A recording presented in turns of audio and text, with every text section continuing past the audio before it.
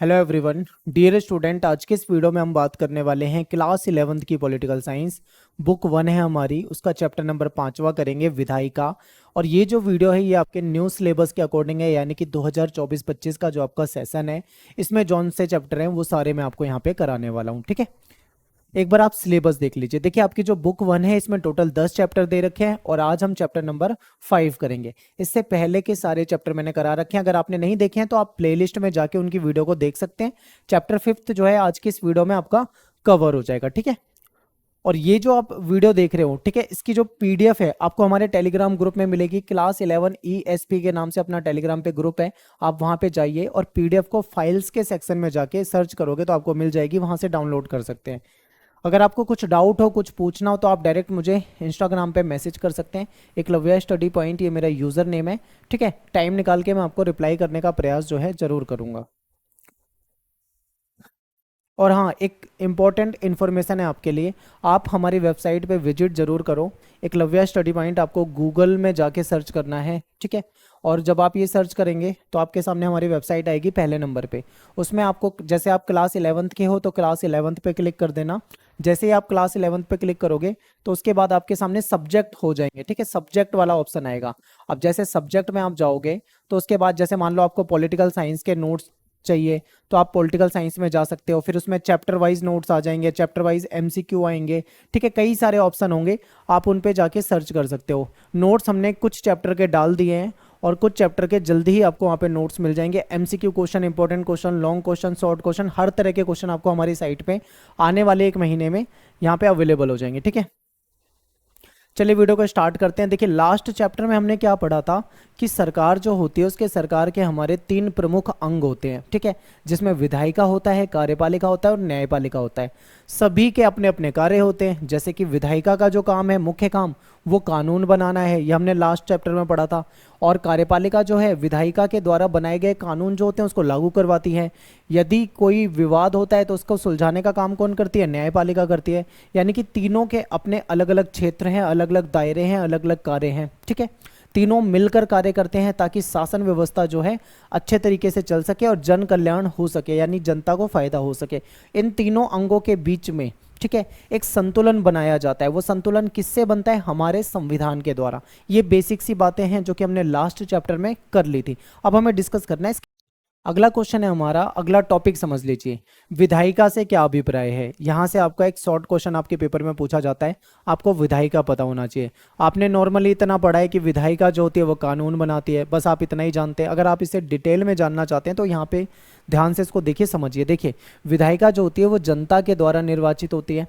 ठीक है, और जनता के प्रतिनिधि के रूप में कार्य करती है। इसका मतलब क्या है? देखिए, हमारे जो नेता होते हैं, ठीक है, जो चुनाव लड़ते हैं, उनको हम क्या करते हैं? वोट देते हैं, यानी कि जनता के द्वारा चुनी जाती है या जनता के द्वारा निर्वाचित होती है। क्लियर हो गया? फिर हमारा नेता जब जीत जाता है तो अगर वो विधानसभा के चुनाव लड़ रहा है तो वो विधानमंडल में जाएगा, विधानसभा में जाएगा।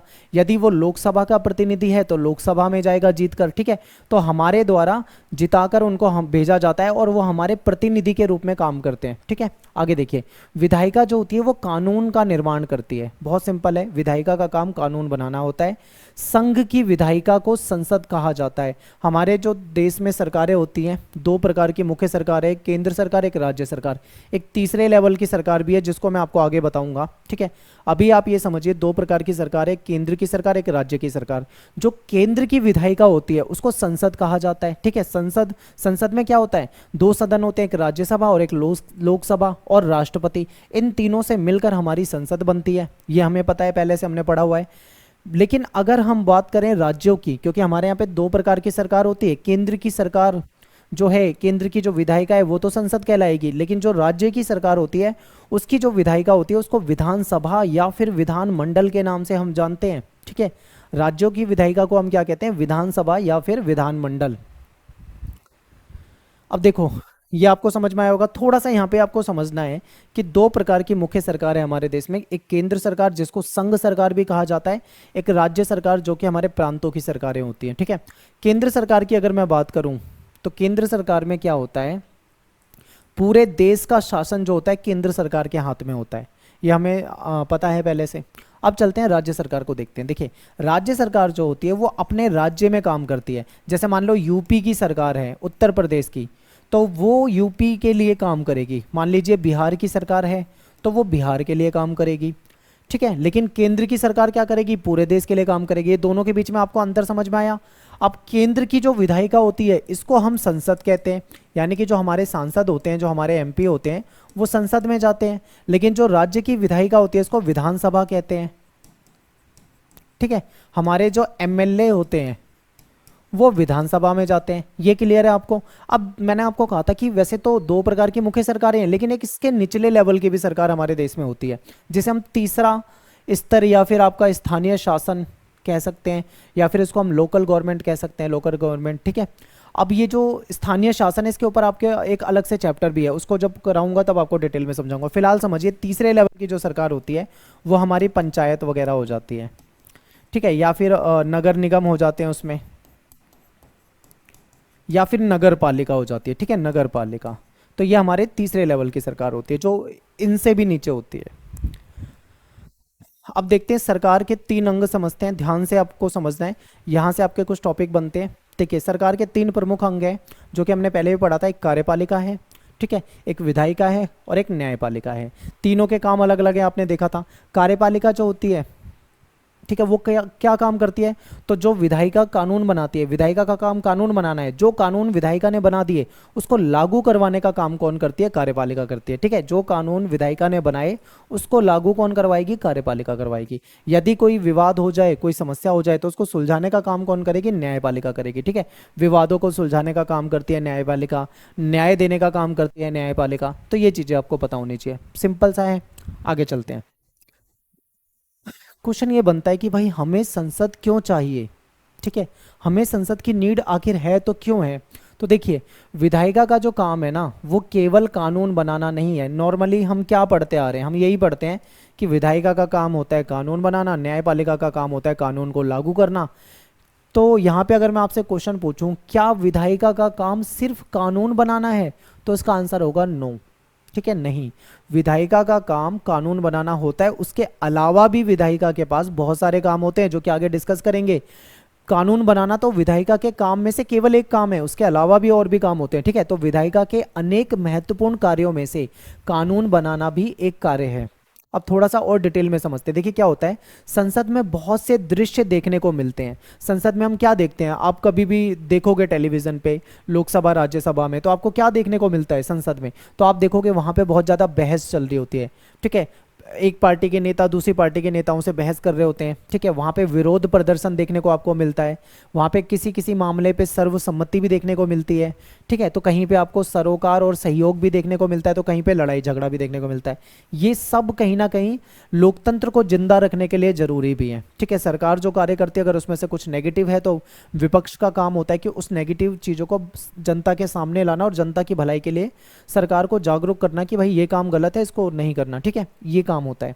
तो विधायिका का काम केवल कानून बनाना नहीं है जो आप अभी तक समझते आ रहे थे, विधायिका का काम और भी है।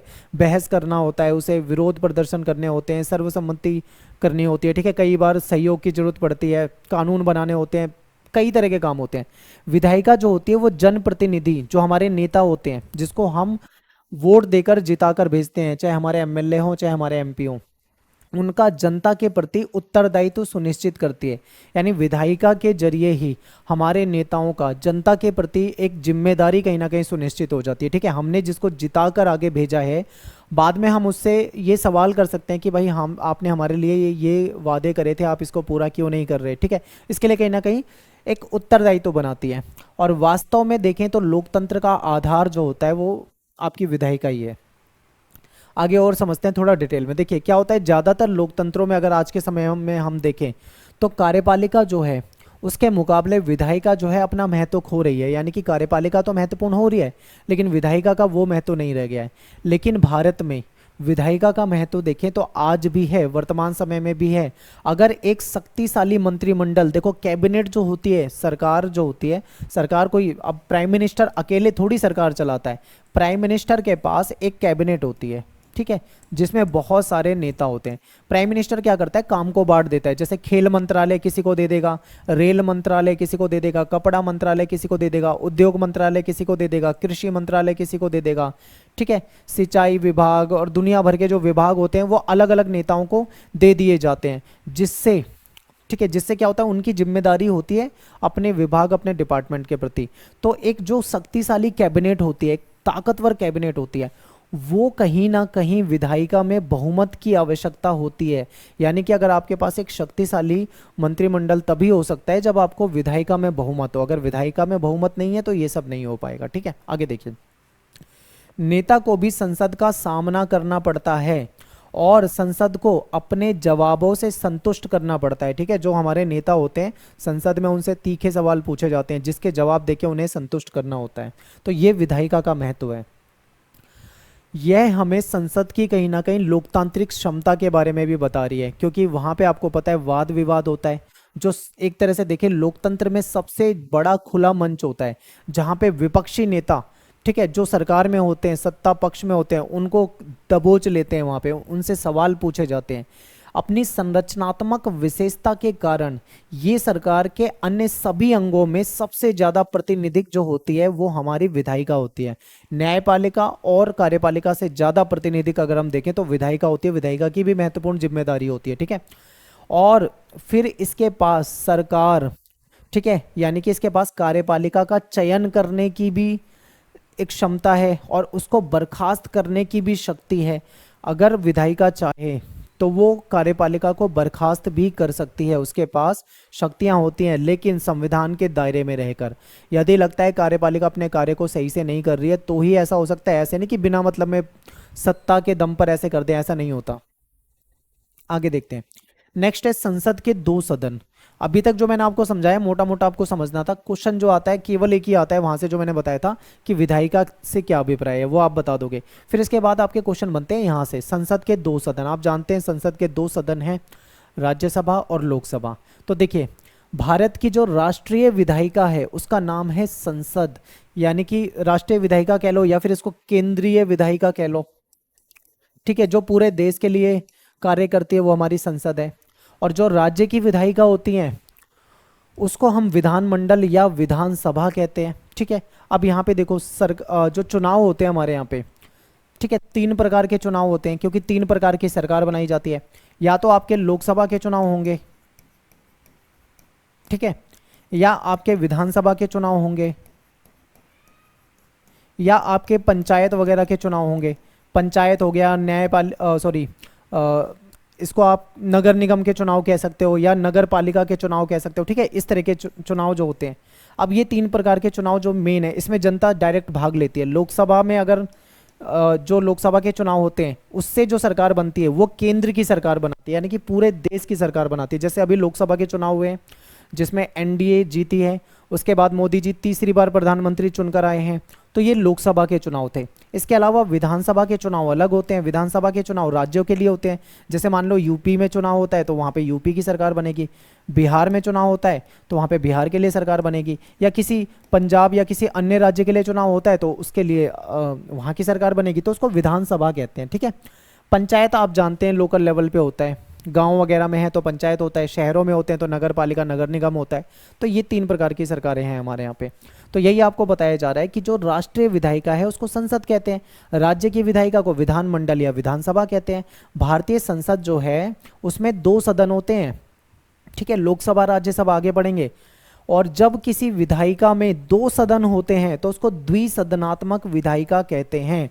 अब यहाँ पे एक चीज याद रखना कि आपके पेपर में पूछा जा सकता है कि द्विसदनात्मक विधायिका से क्या अभिप्राय है। ठीक है, तो द्विसदनात्मक विधायिका का मतलब क्या है, जहां पे संसद के विधायिका के 2 सदन हो वो द्विसदनात्मक होते हैं। जैसे हमारी जो संसद है उसके 2 सदन होते हैं, एक राज्यसभा एक लोकसभा, तो वो क्या हो जाएगा, द्विसदनात्मक हो जाएगा। ठीक है, इसके अलावा राज्यों में बात करें तो राज्यों में ज़्यादातर एक सदनात्मक होता है, एक ही सदन होता है, लेकिन कुछ राज्य ऐसे हैं जहाँ पे द्विसदनात्मक है। आगे आपको वो भी बताने वाला हूँ, यहाँ पे बस आपको इतना समझना है। आगे चलते हैं। देखिए, भारत की संसद की एक सदन को हम राज्यसभा कहते हैं और दूसरा सदन है उसको लोकसभा कहते हैं। आप जानते हैं संविधान ने राज्यों को एक सदनात्मक या द्विसदनात्मक विधायिका का विकल्प दे रखा है। ठीक है, हमारे संविधान के अकॉर्डिंग राज्यों को एक सदनात्मक या द्विसदनात्मक का पूरा विकल्प है। तो कुछ राज्य ऐसे हैं जहां पे द्विसदनात्मक विधायिका है। ठीक है, आज के समय में हम देखें तो 6 राज्य ऐसे हैं जहां पे द्विसदनात्मक विधायिका है, यानी कि 2 सदन हैं। कौन से राज्य हैं? देखिए, आंध्र प्रदेश हो जाएगा, कर्नाटक हो जाएगा, बिहार हो जाएगा, महाराष्ट्र, तेलंगाना और यूपी हो जाएगा। यहाँ पे द्विसदनात्मक है। अब यहाँ पे आप फिर से थोड़ा सा ना दिमाग में इस चीज को बिठा लो, केंद्र और राज्य। केंद्र में अगर हम द्विसदनात्मक विधायिका की बात करें तो क्या हो जाएगा? एक हो जाएगा राज्यसभा, जिसको मैं RS लिख देता हूँ, एक हो जाएगा लोकसभा, ठीक है, जिसको मैं LS लिख देता हूँ। ये तो हो गया हमारा केंद्र का। अगर मैं राज्य की बात करूँ तो ज़्यादातर राज्यों में एक ही सदन होता है जिसको विधानसभा कहा जाता है, या फिर इसको विधान मंडल भी कह सकते हो। ठीक है, विधानसभा या विधान मंडल। लेकिन कुछ राज्यों में 2 सदनात्मक विधायिका है, जैसे कि आपके सामने ये 6 राज्यों के नाम लिखे हैं। तो दूसरा सदन क्या कहलाएगा? यहाँ पे तो एक सदन राज्यसभा, एक सदन लोकसभा कहला रहा है। यहाँ पे एक सदन विधानसभा और दूसरा सदन कहलाएगा विधान परिषद। ठीक है, दूसरा सदन यहाँ पे क्या कहलाएगा? विधान परिषद। तो ये भी आपको याद रखना है, हो सकता है आपके पेपर में यहाँ से भी पूछ लें। आई होप आपको समझ में आ रहा होगा। ठीक है, आगे देखते हैं। भारत विविधताओं से भरा हुआ एक देश है, विशाल देश है।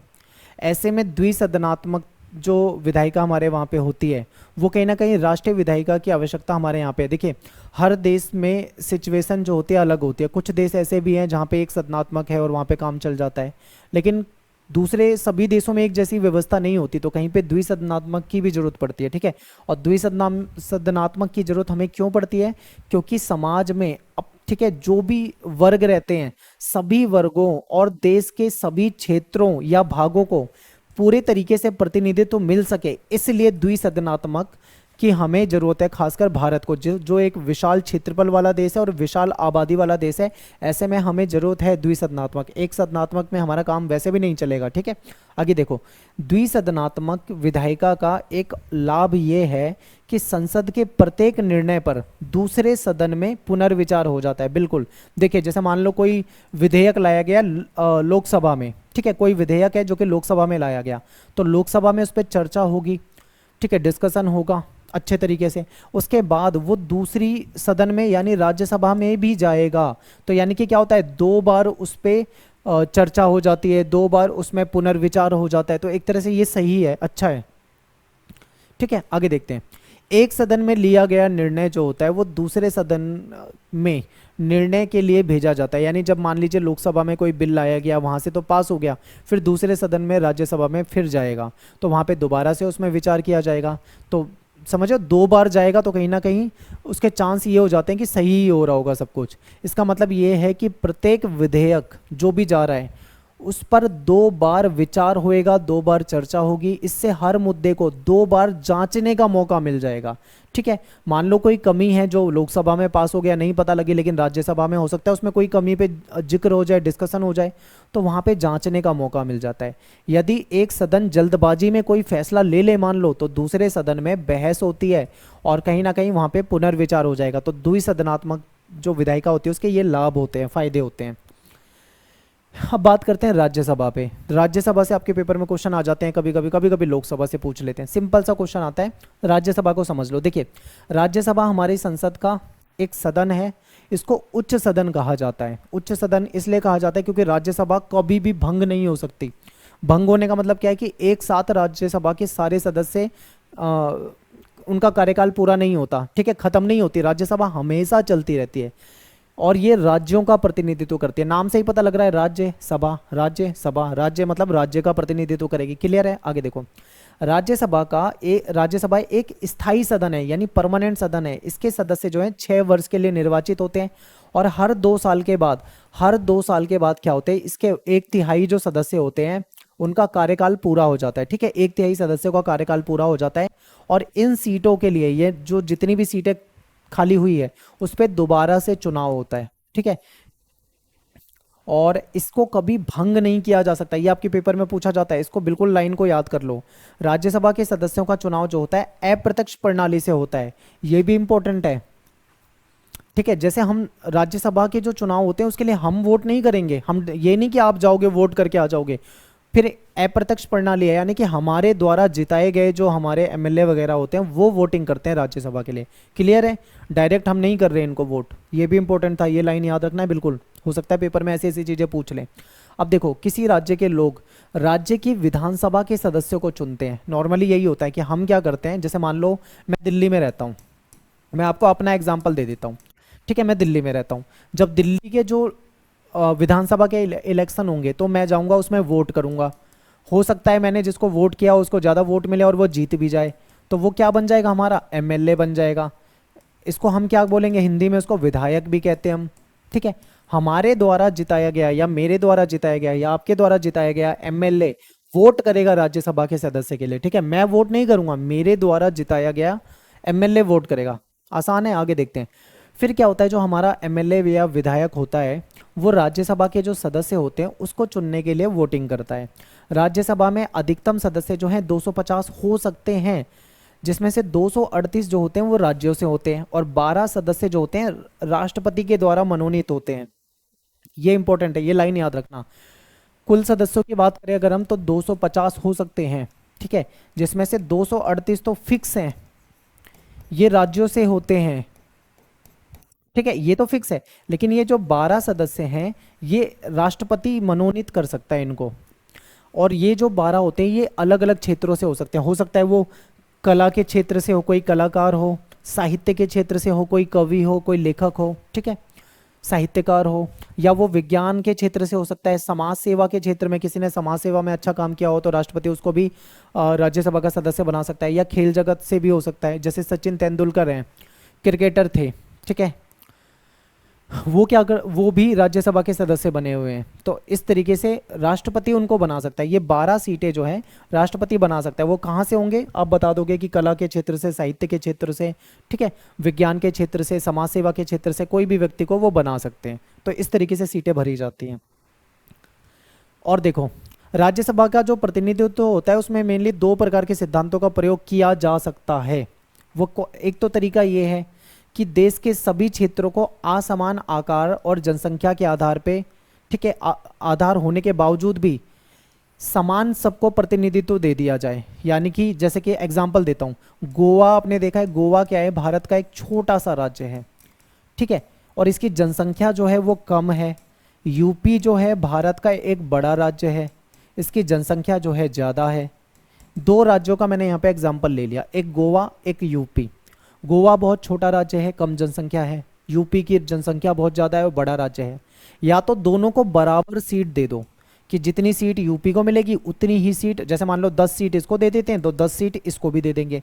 तो ये तो हो गया एक समान प्रतिनिधित्व। ऐसा अमेरिका में भी होता है, लेकिन भारत में ये नहीं चलेगा सिस्टम। समझ रहे हो, भारत में ये सिस्टम नहीं चलेगा।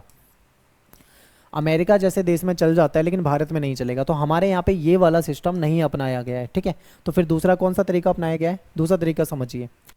दूसरा तरीका ये हो सकता है कि जो देश के विभिन्न क्षेत्र हैं उनको उनकी जनसंख्या के अनुपात में, ठीक है, प्रतिनिधित्व दिया जाए। ठीक है, जैसे कि अभी मैंने एग्जाम्पल दिया था आपको, गोवा का एग्जाम्पल दिया था और यूपी का एग्जाम्पल दिया था। अब गोवा में कम लोग रहते हैं, कम जनसंख्या है, तो इसको कम सीट मिलेगी। ठीक है, सीट कितनी मिलेगी? कम मिल जाएगी उसकी जनसंख्या के आधार पे। यूपी में ज़्यादा लोग रहते हैं तो उसको सीट जो है वो कितनी मिल जाएगी? ज़्यादा मिल जाएगी। ऐसा हुआ भी है। ठीक है, ज़्यादा जनसंख्या अगर है तो उसके क्षेत्रों के आधार पे, जनसंख्या के आधार पे उसको ज़्यादा प्रतिनिधित्व तो मिल जाएगा। ये वाला तरीका अपनाया गया और भारत में यही तरीका लागू हो सकता है, वो वाला तरीका कामयाब नहीं होगा। ठीक है, हर देश की सिचुएशन अलग होती है, इसलिए हर देश में जो शासन करने का तरीका होता है वो भी अलग होता है।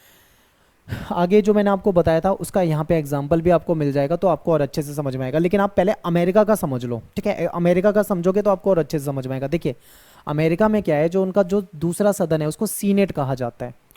ठीक है, सीनेट कहा जाता है। यहाँ पे क्या है, हर राज्य को समान प्रतिनिधित्व दिया गया है।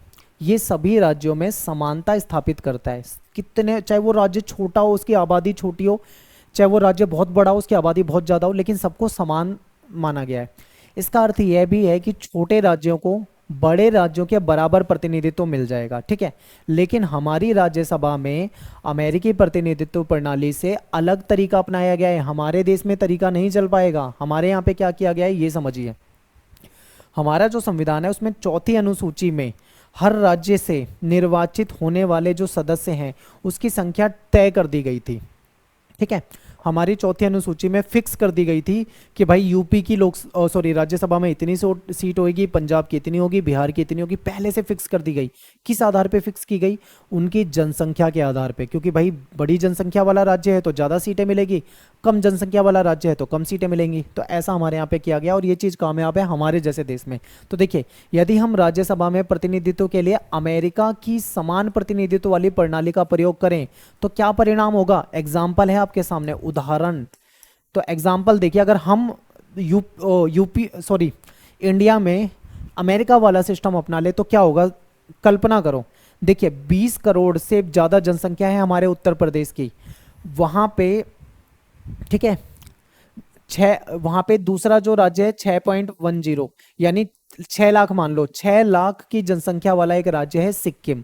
दो राज्य को कंपेयर कर रखा है कि एक तरफ यूपी एक तरफ सिक्किम, इनको बराबर का प्रतिनिधित्व मिल जाएगा। ठीक है, अब यूपी में इतनी बड़ी जनसंख्या है, उसके बाद भी सिक्किम के बराबर उसको मिल रहा है प्रतिनिधित्व। तो इस तरीके से हमारे यहाँ पे सिस्टम जो है बिगड़ जाएगा। जो हमारे संविधान बनाने वाले थे वो इस चीज़ को समझते थे कि ये विसंगति है, भारत में कामयाब नहीं होगा, वो इस चीज़ से बचना चाहते थे। इसलिए उन्होंने क्या फॉर्मूला बनाया था कि ज़्यादा जनसंख्या वाले जो राज्य हैं उनको ज़्यादा यानी अधिक, और जो कम जनसंख्या वाले राज्य हैं उनको कम प्रतिनिधित्व दिया जाएगा। क्योंकि हमारे संविधान निर्माता समझते थे कि इंडिया में ये चीज़ लागू नहीं हो सकती, इसलिए उन्होंने ऐसा करा। तो इसीलिए यूपी को 31 सीट मिल गई क्योंकि उसकी जनसंख्या बहुत ज़्यादा है। तो सिक्किम जो है उसकी जनसंख्या बहुत कम है तो उसको केवल 1 सीट मिली। ठीक है, समझ गए? तो ये चीज़ हमारे यहाँ पे अपनाई गई है, यही मैं आपको समझाना चाह रहा था। अमेरिका जैसा सिस्टम हमारे यहाँ पे नहीं चल सकता कि सबको बराबर कर दो। अब बात करते हैं लोकसभा की। राज्यसभा हमने समझ लिया, लोकसभा से भी क्वेश्चन आ जाता है पेपर में।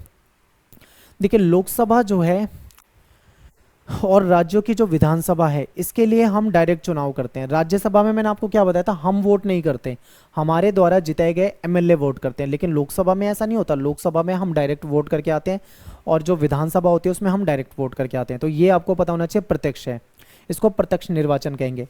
लोकसभा चुनावों के लिए पूरे देश को, पूरा जो भारत देश है, ठीक है, यहाँ पे मैं मैप बनाने का प्रयास करता हूँ, पूरे देश को क्या करेंगे, ऐसे करके सीटों में बांट देंगे, ये लोकसभा सीट, ये लोकसभा सीट, इस तरीके से। और जो विधानसभा के चुनाव होते हैं उसमें राज्यों को बांट दिया जाता है ना, इस तरीके से सीटों के हिसाब से। तो निर्वाचन क्षेत्रों में इनको बांट दिया जाता है और प्रत्येक निर्वाचन क्षेत्र से एक ही कैंडिडेट चुना जाता है। याद रखिए, हर सीट से एक ही कैंडिडेट जीतेगा, चाहे चुनाव लड़ने वाले 50 लड़े, उससे कोई मतलब नहीं है, जीतेगा कौन, एक ही जीतेगा। ठीक है, आप देखते होंगे, जैसे मान लो आपकी विधानसभा, जहाँ पे आप रहते हो, आपका कोई ना कोई विधानसभा क्षेत्र होगा, वहाँ से कोई ना कोई कैंडिडेट चुनाव लड़ता होगा। ठीक है, तो आपकी एक सीट से चुनाव लड़ने वाले हो सकते हैं 5 हो सकते हैं 10 हो सकता है 20 भी हो, चुनाव लड़ने वाले कितने भी हो सकते हैं भाई, जितने ज़्यादा कैंडिडेट चुनाव लड़ना चाहें, सबको पूरी स्वतंत्रता है, वो लड़ सकते हैं, लेकिन जीतता केवल एक ही कैंडिडेट है। आगे देखते हैं।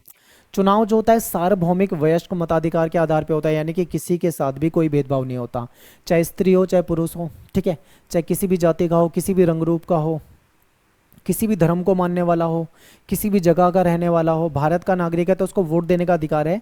इसी को कहते हैं सार्वभौमिक वयस्क मताधिकार। पहले हमारे देश में वोट देने की उम्र थी 21 साल, पहले 21 साल के लोग वोट कर सकते थे, लेकिन बाद में उसको घटा के 18 साल कर दी गई। ठीक है, आज के समय में 18 साल का जो हमारे यहाँ पे नागरिक है वो वोट कर सकता है। ठीक है, आगे देखिए, जिसमें हर व्यक्ति को वोट का मूल्य जो होता है वो दूसरे व्यक्ति के वोट के बराबर होता है, सबके वोट की वैल्यू बराबर होती है। लोकसभा में 543 निर्वाचन क्षेत्र बांट रखे हैं, 543 सीटें बांट रखी है।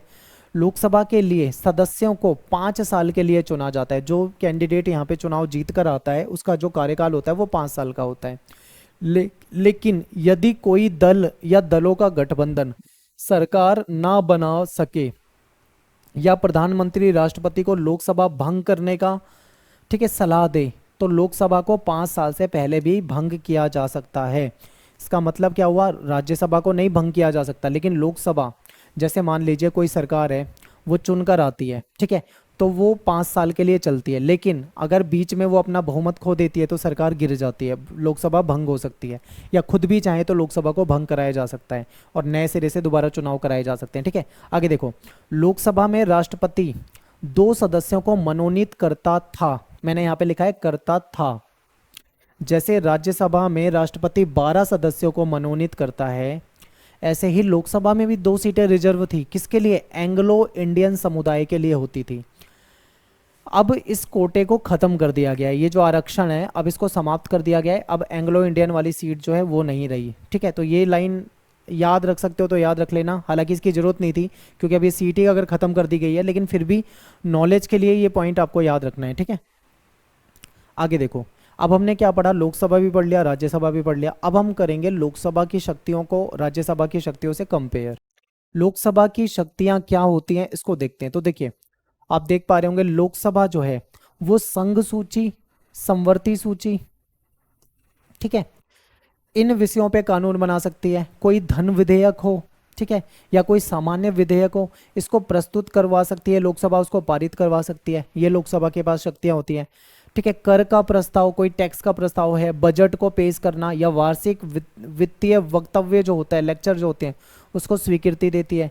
प्रश्न पूछकर, पूरक प्रश्न पूछकर, या प्रस्ताव किसी प्रकार का लाकर अविश्वास प्रस्ताव के माध्यम से कहीं ना कहीं ये कार्यपालिका को नियंत्रित कर सकती है। ये सब लोकसभा के पास शक्तियां हैं। संविधान में कोई कमी है, किसी कानून में कोई कमी है, उसमें संशोधन कर सकती है, बदलाव कर सकती है। लोकसभा के पास ये शक्तियां होती हैं। ठीक है, आगे देखो, आपातकाल की घोषणा को स्वीकृति दे सकती है। मान लो कभी लगे देश में इमरजेंसी लगाई जा सकती है तो उसको भी ये कर सकते हैं। राष्ट्रपति और उपराष्ट्रपति का चुनाव करती है, तथा सर्वोच्च न्यायालय यानी जो सुप्रीम कोर्ट है तथा उच्च न्यायालय के न्यायाधीश जो हैं इनको चाहे तो ये हटा सकती है। ठीक है, लेकिन उसका एक तरीका है और वो प्रोसीजर बहुत मुश्किल है, मैंने आपको लास्ट चैप्टर में बताया हुआ था। समिति और आयोग जो होते हैं, समिति बनाना, किसी चीज़ के लिए कोई आयोग का गठन करना, ये सारे काम करती है। कोई प्रतिवेदन है उस पर विचार कर सकती है। ये सब लोकसभा की शक्ति है। अगर मैं यहीं पे कंपेयर करता हूँ राज्यसभा से, तो राज्यसभा में जो है उसमें थोड़ा सा ही फर्क होता है, लगभग लगभग उसका भी ऐसा ही काम होता है। इसको समझ लेते हैं। देखिए, सामान्य जो विधेयक होते हैं उस पर विचार कर कर उनको पारित करती है और धन विधेयक में संशोधित करती है। याद रख, यहाँ पे एक लाइन याद रखनी है। देखिए, मैंने आपको क्या बताया था, जब कानून बनता है तो वो दोनों सदनों से जाएगा, लोकसभा, राज्यसभा। मान लीजिए पहले लोकसभा में गया, सॉरी राज्यसभा में गया, यहाँ से पास हो गया तो फिर उसको दूसरे नंबर पे राज्यसभा के बाद लोकसभा में आना है। या मान लीजिए पहले नंबर पे लोकसभा गया तो पास होकर उसको दूसरे नंबर पे राज्यसभा में जाना है। यानी कि दोनों सदनों में विधेयक जाएगा ही जाएगा। दोनों सदनों से पास होना जरूरी है, बहुमत, ठीक है, जो मिलना है वो जरूरी है। तो इसलिए यहाँ पे याद रखना है कि सामान्य विधेयक जो होते हैं उस पर विचार करके उसको पारित करती है, और जो धन विधेयक होते हैं उसमें संशोधन प्रस्तावित करती है। अगर धन विधेयक में इनको लगता है कोई कमी है तो वो संशोधन के लिए बोल सकते हैं, रोक नहीं सकते। आगे मैं आपको धन विधेयक पे बताऊंगा। ठीक है, तो ये उसको संशोधन के लिए बोल सकते हैं। संवैधानिक संशोधन को पारित करती है, कोई संविधान में कोई संशोधन, कोई बदलाव, कुछ एडिटिंग हो, उसके लिए ये उसको प्रस्तावित करती है। प्रश्न पूछकर तथा संकल्प और प्रस्ताव प्रस्तुत करके कार्यपालिका को भी कहीं ना कहीं नियंत्रण करने का काम राज्यसभा भी करती है। अभी हमने लोकसभा में भी पढ़ा था। राष्ट्रपति या उपराष्ट्रपति, इनके चुनाव में भागीदारी कौन करती है? हमारी राज्यसभा। फिर क्या है, सर्वोच्च न्यायालय के या उच्च न्यायालय के जो न्यायाधीश होते हैं, जज होती हैं, उनको हटाने का काम कर सकती है। ठीक है, महाभियोग वगैरह का प्रोसेस होता है, काफ़ी मुश्किल होता है। फिर उपराष्ट्रपति जो होते हैं, जो राज्यसभा के पदेन सभापति होते हैं, ठीक है, उनको हटाने का, पदेन अध्यक्ष जो होते हैं उनको हटाने का प्रस्ताव जो होता है केवल राज्यसभा में ही लाया जाता है, क्योंकि राज्यसभा के ही अध्यक्ष के रूप में काम करते हैं वो, इसलिए केवल राज्यसभा में लाया जा सकता है। और यह संसद को राज्य सूची के जो विषय होते हैं उस पर कानून बनाने का अधिकार है। ठीक है, ये भी इंपॉर्टेंट है।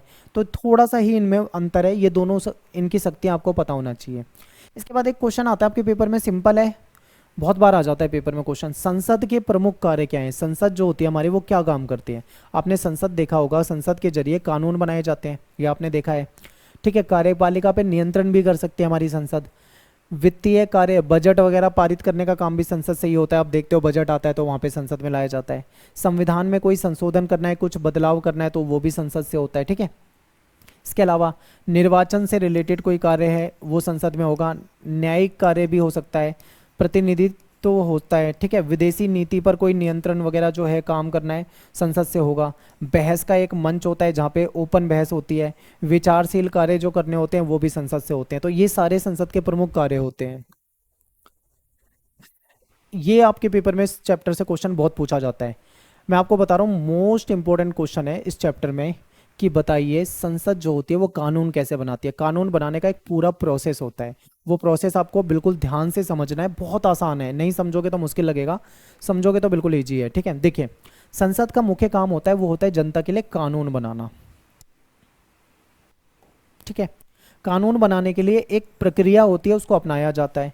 एक विधेयक कई अवस्थाओं से गुजर कर कानून बनता है। यानी विधेयक क्या है, जब कोई कानून बनना होता है तो उससे पहले का जो उसका फॉर्मेट होता है वो विधेयक कहलाता है। वो तब तक विधेयक कहलाता है जब तक उस पर राष्ट्रपति के सिग्नेचर नहीं होते। राष्ट्रपति के सिग्नेचर होने के बाद वही विधेयक कानून कहलाता है। ठीक है, तो विधेयक जो है कई अवस्थाओं में होकर गुजरता है, तब जाके कानून बनता है। प्रस्तावित कानून का जो प्रारूप होता है, ड्राफ्ट कह लो, उसको विधेयक कहा जाता है। ठीक है, विधेयक जो होते हैं वो कई प्रकार के हो सकते हैं। आपके सामने कई प्रकार के विधेयक हैं, मैं आपको बताऊंगा। ठीक है, एक बार देख लो विधेयक के प्रकार, देख लो। सरकारी विधेयक, निजी सदस्यों का विधेयक, ठीक है, वित्त विधेयक, गैर वित्त विधेयक, सामान्य विधेयक, संशोधन विधेयक। ठीक है, ये सब होते हैं। तो विधेयक जो होता है वो कई प्रकार का हो सकता है। यदि विधेयक को कोई मंत्री लेकर आ रहा है, ज़्यादातर नॉर्मली क्या होता है मंत्री ही लेकर आते हैं, तो उसको सरकारी विधेयक कहा जाता है। लेकिन यदि विधेयक को मंत्री के अलावा कोई दूसरा मेंबर लेकर आ रहा है तो इसको प्राइवेट विधेयक के रूप में कह सकते हैं। ठीक है, जो प्राइवेट मेंबर होते हैं उनका विधेयक कह सकते हैं हम। ये इंपॉर्टेंट है। आगे देखिए, ये आपको पता लग गया, आगे चलते हैं। अब हम थोड़ा सा ना ये समझते हैं कि कानून बनता कैसे, उसका प्रोसेस देखते हैं। तो देखिए संसद में विधेयक क्या है, मान लो कोई कानून बनाना है, किसी भी चीज़ पे कोई कानून बनाना है, तो उस कानून के पॉइंट जो हैं पूरा डिटेल में लिखे जाएंगे, उसको ड्राफ्ट किया जाएगा, उसको प्रारूप को ही हम क्या बोलते हैं, विधेयक बोलते हैं। यानी विधेयक ही बाद में जाकर कानून बनता है। ठीक है, तो पूरा लिखित में होता है वो विधेयक होता है। तो संसद में विधेयक प्रस्तुत करने से पहले इस बात पर काफ़ी बहस होती है, चर्चा होती है कि क्या इस विधेयक को लाने की कोई आवश्यकता है, कोई ज़रूरत है या नहीं है। कहीं ऐसा तो नहीं है ज़बरदस्ती कुछ वोट पाने के लिए लाया जा रहा हो। कोई भी राजनीतिक पार्टी अपने चुनावी वादों को पूरा करने के लिए या फिर जो आने वाले चुनाव है, अपकमिंग चुनाव जो हैं, उसको जीतने के इरादे से किसी विधेयक को प्रस्तुत करने के लिए सरकार पे कहीं दबाव तो नहीं डाल रही। इस चीज़ पे चर्चा होती है, बहस होती है। ठीक है, आगे देखो, विधेयक बनाने में कई बातों का ध्यान रखा जाता है, जैसे कि कानून को लागू करने के लिए जरूरी संसाधन है या नहीं। मान लो हम कानून बनाते हैं और हम उसको लागू ही नहीं कर पा रहे, तो इस पे पहले ध्यान रखा जाता है कि संसाधन अपने पास है या नहीं। ठीक है, संसाधन कहाँ से जुटाएंगे, कौन जुटाएगा, विधेयक का कितना समर्थन मिल रहा है और उसको कितना विरोध हो रहा है उसका, या जो कानून है उससे ज़्यादा जो सत्तारूढ़ दल है उसकी चुनावी संभावना पे कहीं असर तो नहीं डालेगा वो।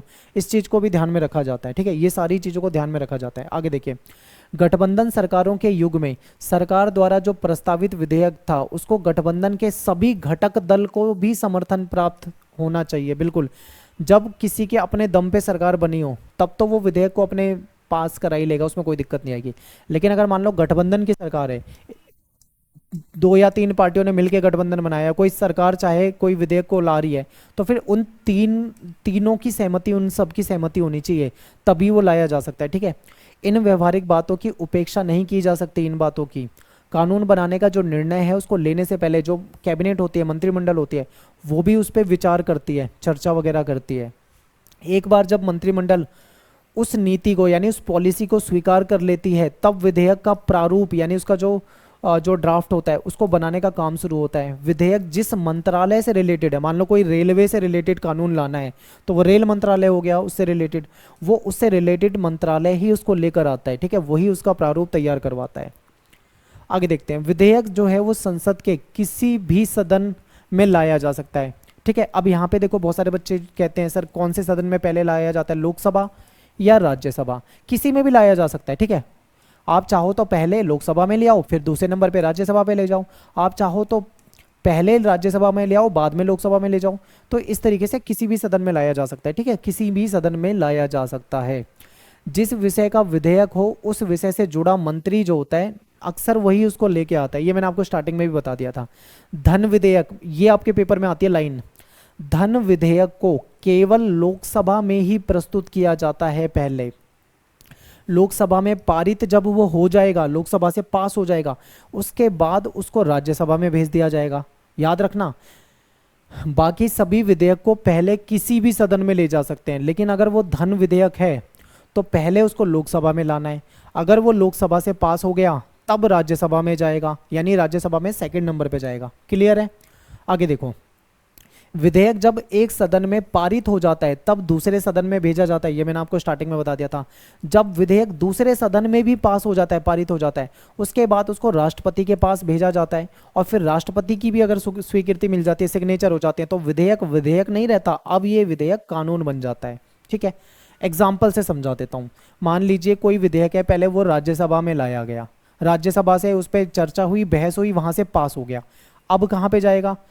ठीक है, मान लो वहां पे पास नहीं हो पाया तो वो तो वहीं रुक गया, आगे जाएगा ही नहीं। लेकिन अगर मान लो वहां से पास हो गया तो वो लोकसभा में जाएगा, फिर वहां पे बहस होगी, चर्चा होगी, वहां से भी पास हो गया, तब वो जाएगा प्रेसिडेंट के पास, यानी राष्ट्रपति के पास। अब राष्ट्रपति भी उसको देखेगा, उस पर अगर वो सिग्नेचर कर देता है, अपनी स्वीकृति दे देता है, सहमति दे देता है, तो वो विधेयक कानून बन जाएगा। तो ये प्रोसेस होता है। ठीक है, अब देखो आपके सामने पूरा का पूरा अच्छे से समझाया हुआ है कैसे।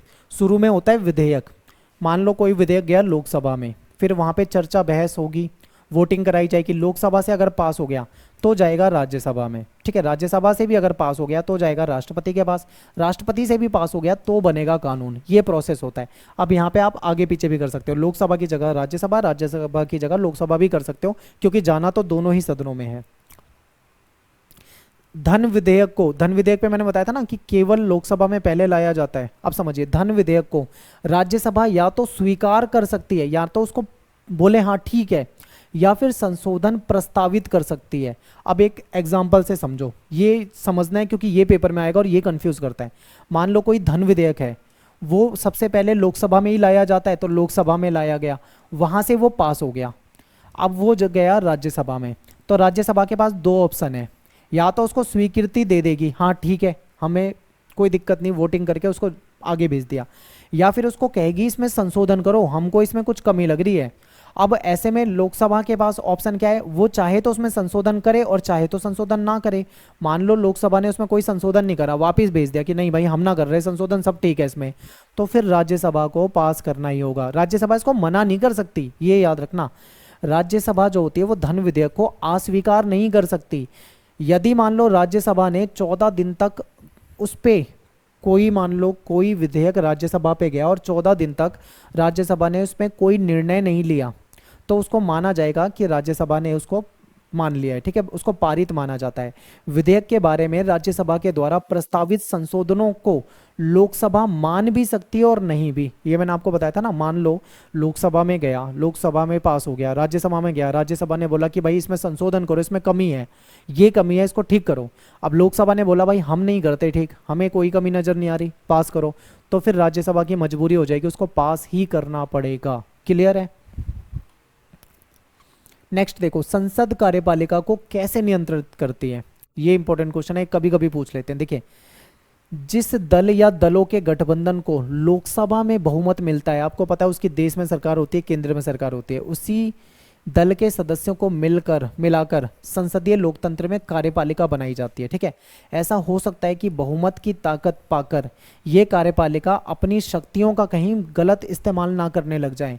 संसद के तरीकों से कार्यपालिका को नियंत्रित किया जाता है। अगर ऐसा होता है तो संसद के तरीकों से उसको नियंत्रित किया जा सकता है।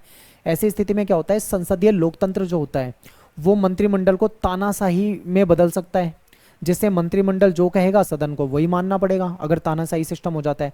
लेकिन जब संसद सचेत होगी, जागरूक होगी, तभी वह कार्यपालिका पर, ठीक है यहाँ पे टाइपिंग की मिस्टेक है, ता इधर आएगा, तभी वह कार्यपालिका पर नियमित रूप से प्रभावी नियंत्रण रख सकेगी। उसके लिए हमारी संसद को भी जागरूक होना चाहिए।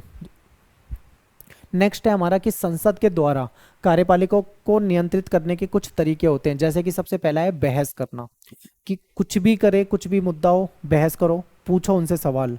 दूसरा तरीका है कानून की स्वीकार या अस्वीकार, यानी कानून को स्वीकृति करना या अस्वीकृति।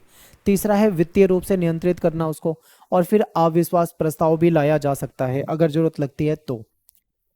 ठीक है, संसदीय समिति क्या करती है, आपके पेपर में कभी कभी इस पे क्वेश्चन आ जाता है। तो देखिए, विभिन्न विधायी कार्यों के लिए जो भी कार्य होते हैं उसके लिए संसदीय समिति का गठन किया जाता है। ये हेल्प करती है कार्यों में।